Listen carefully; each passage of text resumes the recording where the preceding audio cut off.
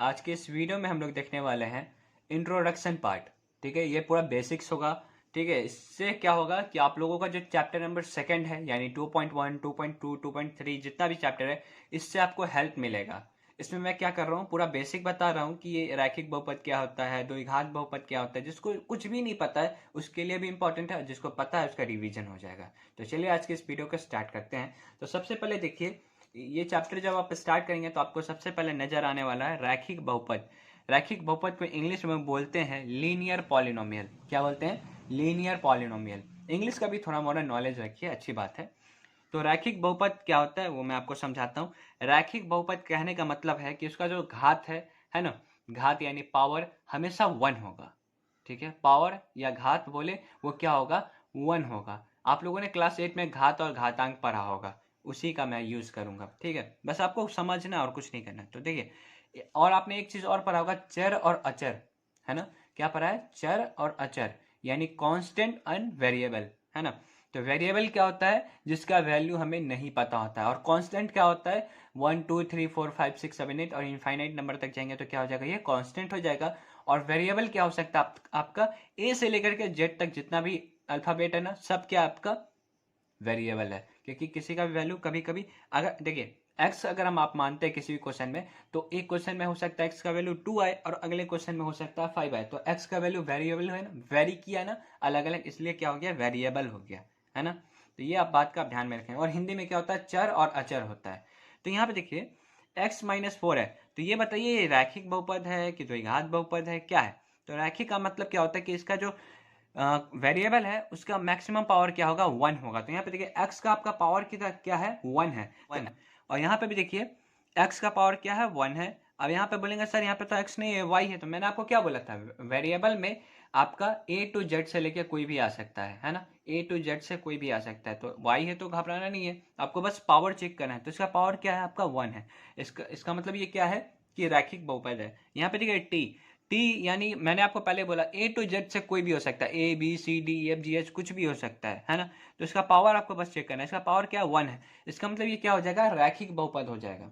क्या हो जाएगा, रैखिक बहुपद हो जाएगा। इसके अलावा आपको यहाँ पे कहीं पे भी कोई वेरिएबल दिख रहा है? नहीं, सब कांस्टेंट है ना। अगर और भी वेरिएबल दिखता है ना, और भी यहाँ पे एक्स या वाई दिखता एक ही इक्वेशन में, तब उसका भी आप पावर चेक करते। हो सकता है उसका पावर 2 हो जाता, 3 हो जाता, तो फिर वो रैखिक बहुपद नहीं होगा। जैसे देखिए, अगर यहाँ पे ये वाला क्वेश्चन मैं ले लूँ, तो देखिए x-4 और यहाँ पे मैं प्लस एक्स स्क्वायर ले लूँ, है ना।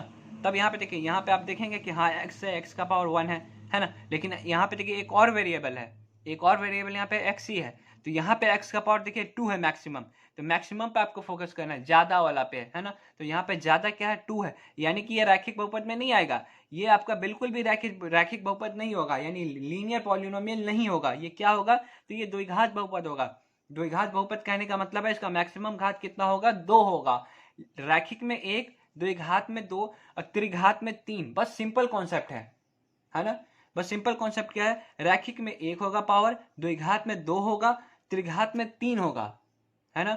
द्विघात को क्या बोलते हैं, क्वाड्रेटिक पॉलिनोमियल, और त्रिघात को क्या बोलते हैं, क्यूबिक पॉलिनोमियल। बस इस बात का आपको ध्यान रखना है कि द्विघात में मैक्सिमम पावर 2 होगा और त्रिघात में 3 होगा। तो आपको जरा सा भी घबराना नहीं है। आपको पहले देखना है कि एक क्वेश्चन में, एक इक्वेशन में कितना वेरिएबल है।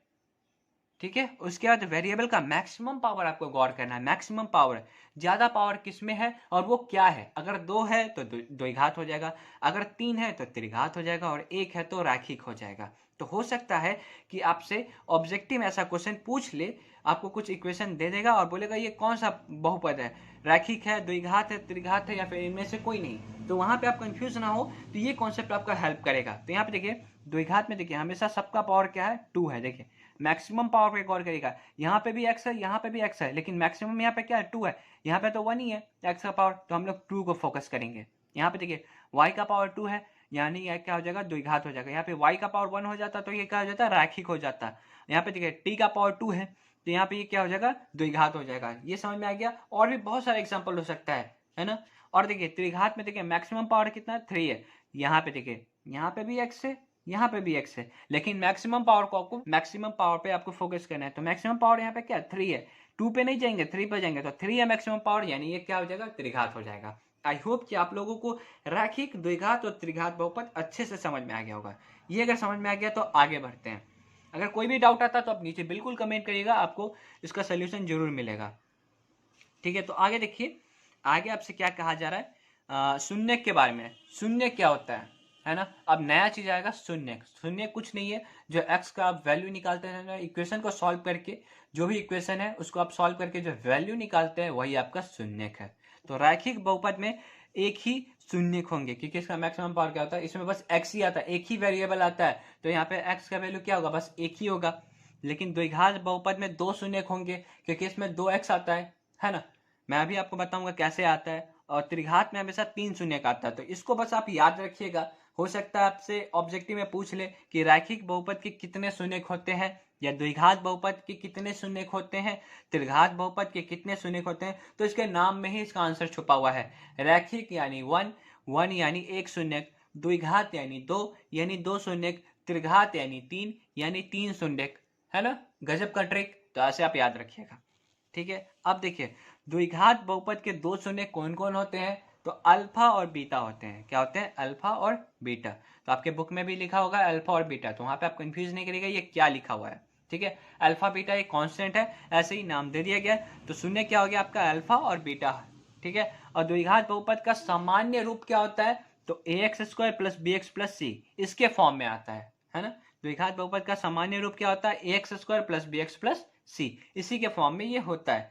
तो इसका दो फॉर्मूला है जो आपको अच्छे से याद रखने हैं। दो फॉर्मूला कौन कौन से हैं, तो जो आपको याद रखने हैं, तो शून्यकों का योगफल यानी अल्फा प्लस बीटा।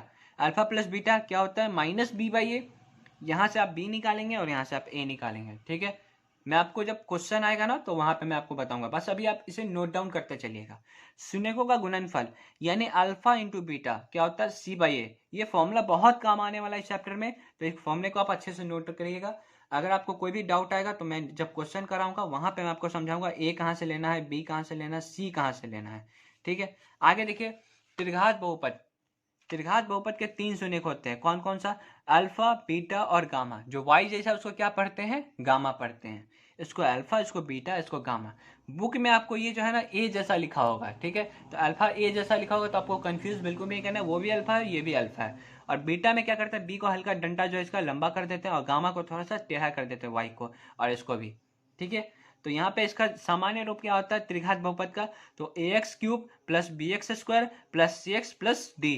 तो आप सामान्य फॉर्म को बस याद रखिएगा। हो सकता है आपसे पूछ देगा कि त्रिघात बहुपद का सामान्य रूप क्या होता है, तो आप ये आपका ऑप्शन में दिया होगा। द्विघात बहुपद का सामान्य रूप क्या होता है, तो ax² plus bx plus c।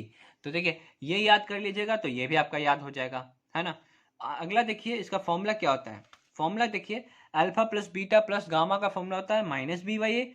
Alpha into beta plus beta into gamma plus gamma into alpha का फॉर्मूला क्या होता है, सी बाई ए। और अगला फॉर्मूला है alpha into beta into gamma, इसका फॉर्मूला क्या होता है, माइनस डी बाई ए। तो बस आपको इतना ही नोट करना है, ये आपका बेसिक्स था। उसके बाद मैं आपको 2.1 से कंटिन्यू कराऊंगा, तो ये आप अच्छे से नोट डाउन कर लीजिएगा। जब मैं आपको 2.1 और 2.2 कराऊंगा तो वहां पे मैं आपको समझा दूंगा अच्छे से कि ये सामान्य रूप क्या होता है और ये शून्यकों का योगफल क्या है और गुणनफल क्या है। क्योंकि जब तक आप क्वेश्चन से याद नहीं करिएगा ना तो आपको फॉर्मूला हार्ड ही लगेगा। ऐसे अगर आप कोई भी फॉर्मूला रटने के लिए जाएगा तो आपको टफ लगेगा, लेकिन आप क्वेश्चन के थ्रू अगर आप प्रैक्टिस करिएगा तो वो फॉर्मूला आपको अपने आप लर्न हो जाएगा, अपने आप याद हो जाएगा। तो अगर आपको ये वीडियो पसंद आया तो कर दीजिए वीडियो को लाइक और कर दीजिए चैनल को सब्सक्राइब, क्योंकि इसमें बिल्कुल भी पैसा नहीं लगता है, मुझे मोटिवेशन मिलता है ऐसे और वीडियोस बनाने के लिए। तो मिलते हैं नेक्स्ट वीडियो में, तब तक के लिए अपना ध्यान रखिए। Thanks for watching.